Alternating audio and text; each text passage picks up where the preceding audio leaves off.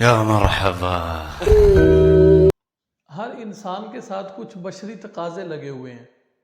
کھانا کھانا ایک بشری تقاضا ہے، پانی پینا ایک بشری تقاضا ہے، اور اسی طرح پیشاب پیخانہ کرنا یہ ایک بشری تقاضا ہے۔ یہ ہر انسان کے ساتھ کچھ عوارض لگے ہوئے ہیں، اور اسی طرح کچھ مسائل ایسے ہیں مرد اور عورتوں کے جو بشری تقاضے کے تحت اللہ کی طرف سے انسانوں کو لگے ہوئے ہیں۔ اور پھر اسی طرح عورت کا حیض آنا، نفاس آنا اور استحاضہ کا ہونا، یہ وہ مسائل ہیں جو بشری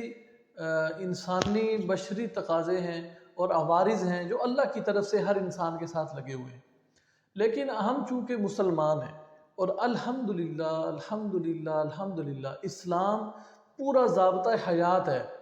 اور پوری رہنمائی کرتا ہے ہماری ہر ایک کام میں، ہر معاملے میں۔ کوئی ایسا کام اور کوئی ایسا لمحہ، کوئی ایسا وقت نہیں، کوئی ایسا ہمارا عارضہ نہیں کہ جہاں اسلام ہماری رہنمائی نہ کرتا ہو۔ اسی مسائل میں سے آج ہمارا جو مسئلہ ہے اس کو ڈسکس کریں گے۔ ہمارا حیض کا مسئلہ ہے، حیض کا بیان۔ عورتوں میں اس بارے میں بہت ہی غلط فہمیوں کا شکار ہیں، اور نماز کب پڑھنی ہے، کب نہیں پڑھنی ہے،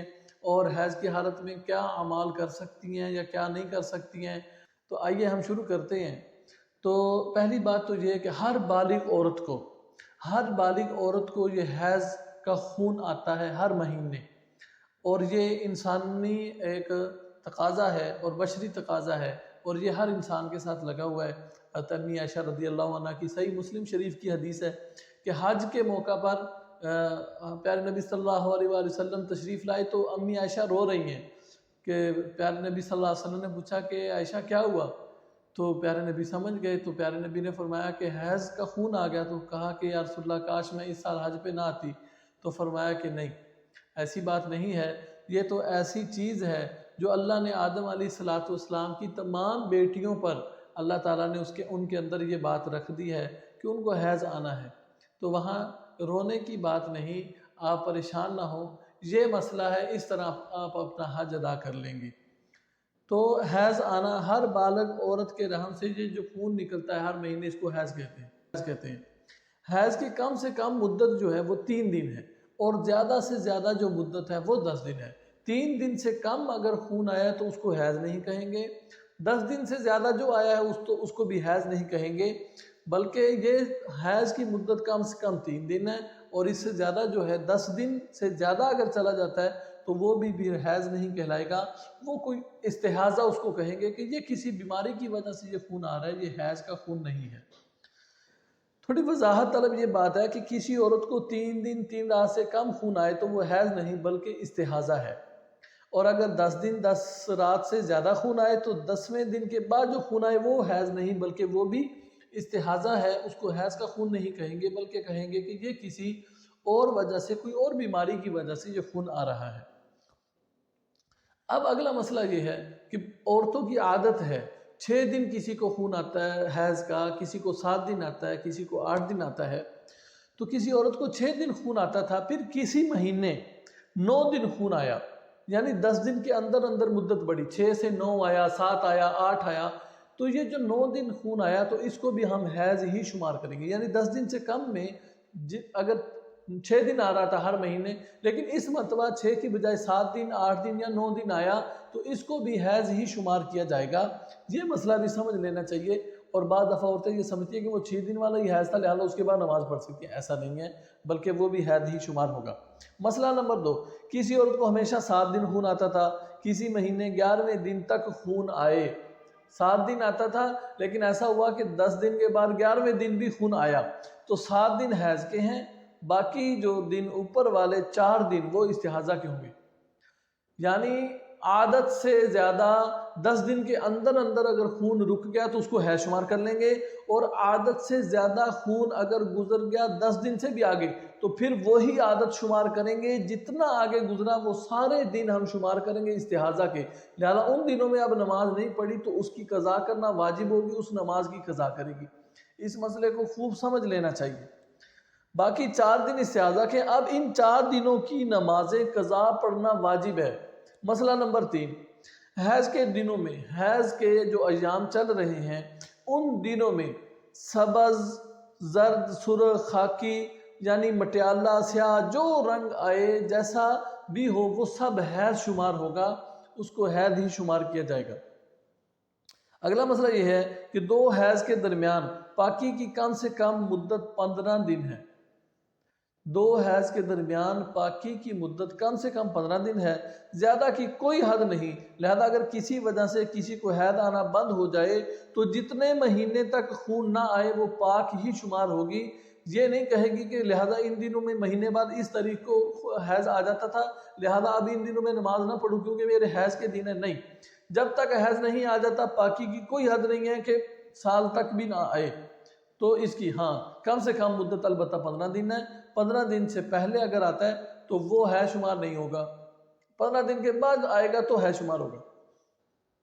حمل کے زمانے میں جو خون آئے وہ بھی حیض نہیں بلکہ استحاضہ ہے، چاہے جتنے دن آئے۔ یہ بھی سمپل سی بات ہے کیونکہ حمل کی وجہ سے اللہ کا یہ نظام ہے کہ حیض کا خون آنا بند ہو جاتا ہے، اس کے بعد اب جو بھی خون آئے گا وہ حیض کا خون شمار نہیں ہوگا بلکہ وہ بھی استحاضہ ہی شمار ہوگا کہ یعنی کسی بیماری کی وجہ سے آیا ہے۔ حیض کے دنوں میں قرآن کریم پڑھنا، قرآن کریم کو ہاتھ لگانا، مسجد میں جانا، نماز پڑھنا، روزہ رکھنا، بیت اللہ کا طواف کرنا، یہ سارے کام جائز نہیں ہیں، درست نہیں ہیں، یہ کام نہیں کر سکتے، نماز نہیں پڑھ سکتے، قرآن کو نہیں چھو سکتے، بیت اللہ کا طواف نہیں کرتے حیض کی حالت میں۔ البتہ اگر قرآن کریم کسی کپڑے میں یا غلاف میں لپٹا ہوا ہو، رومال وغیرہ میں، تو قرآن کریم کو چھونا اور اٹھانا ٹھیک ہے، جبکہ کپڑا قرآن کریم کے ساتھ سلا ہوا نہ ہو تو پھر کوئی حرج نہیں ہے، پھر قرآن پاک کو ہاتھ لگا سکتے ہیں۔ حیض کے زمانے میں نمازیں بالکل معاف ہو جاتی ہیں، حیض کے زمانے میں کوئی بھی نماز نہیں پڑھی جاتی، نہ ہی اس کی بعد میں قضا دی جاتی ہے اور نہ ہی اس پر قضا واجب ہوتی ہے، لیکن روزہ معاف نہیں ہوتا۔ اگر حیض کے دنوں میں روزے آ گئے، 5 آ گئے، 7 آ گئے، 10 آ گئے تو ان روزوں کی قضا بعد میں واجب ہوگی اور رمضان کے بعد ان کی قضا کرنی ہوگی، لازم ہوگی۔ روزے کے دوران حیض آ جائے تو روزہ ٹوٹ جائے گا، باقی دن کھانے پینے کی اجازت ہے اور اس روزے کی قضا ضروری ہے جس روزے کے دوران حیض آیا ہے۔ روزے کی حالت میں دن میں کوئی عورت حیض سے پاک ہو جائے تو اب باقی دن کھانے پینے سے روزے کا احترام میں رک جائے، اس روزے کی قضا بھی ضروری ہے۔